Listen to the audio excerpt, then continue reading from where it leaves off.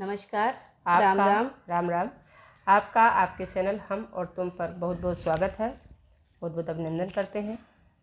आज आपके लिए एक प्यारा सा सोहर गीत लेकर आए हैं।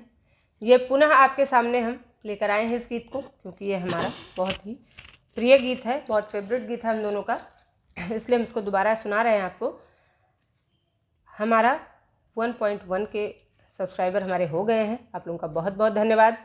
आप सभी ने बहुत सहयोग किया है, क्योंकि जो टारगेट 365 दिन का होता है वो आपने 1-1.5 महीने में कंप्लीट करवा दिया। आपका बहुत बहुत धन्यवाद है, आपका बहुत बहुत आभार है। वॉच टाइम थोड़ा सा रह गया है, वो भी मेरे ख्याल से 2 महीने पूरे होते होते वो भी कंप्लीट हो जाएंगे।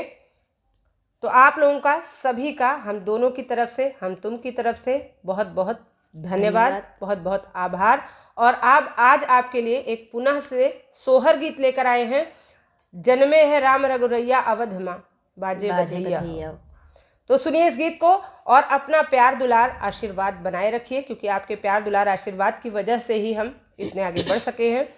और वॉच टाइम हम लोग का आप लोगों के प्यार दुलार से ही पूरा हो सकता है। तो सुनिए इस गीत को, अपना प्यार दुलार बनाए रखिए और लाइक करिए, सब्सक्राइब करिए, कमेंट करिए, शेयर करिए, अपना सपोर्ट बनाए रखिए। जन्मे है राम रघुरैया अवध में बाजे बधैया हो। जन्मे है राम रघुरैया अवध में बाजे बधैया हो।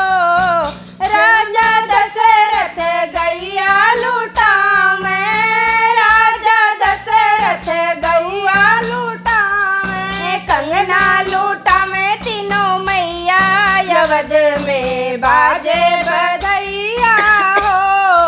कंगना लुटावे तीनों मैया अवध में बाजे बधैया हो। जन्मे है राम रघुरैया अवध में बाजे बधैया हो। जन्मे है राम रघुरैया अवध में बाजे बधैया हो।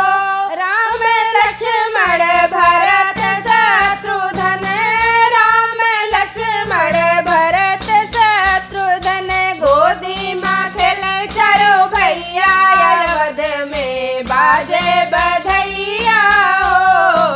गोदी माँ खेले चारों भैया अवध में बाजे बधैया हो। जन्मे है राम रघुरैया अवध में बाजे बधैया हो।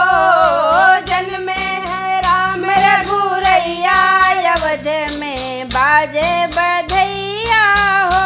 अवध नगरिया में धूम मची है, अवध नगरिया में धूम मची है, भारी भीड़ अंगनैया अवध में बाजे बधैया हो। भारी भीड़ अंगनैया अवध में बाजे बधैया हो। जन्मे है राम रघुरैया अवध में बाजे बधैया हो। जन्मे है राम रघुरैया अवध में बाजे बधैया हो। कान्हा कहे शिव डमरू बजावे, तुम कहे शिव डमरू बजावे, आशीष देवे गौरा मैया अवध में बाजे बधैया हो। आशीष देवे गौरा मैया अवध में बाजे बधैया हो। जन्मे है राम रघुरैया अवध में बाजे बधैया हो। जन्मे है राम रघुरैया अवध में बाजे बधैया हो। राजा दशरथ गैया लुटावे, राजा दशरथ गैया लुटावे, कंगना लुटावे तीनों मैया अवध में बाजे बधैया हो। कंगना लुटावे तीनों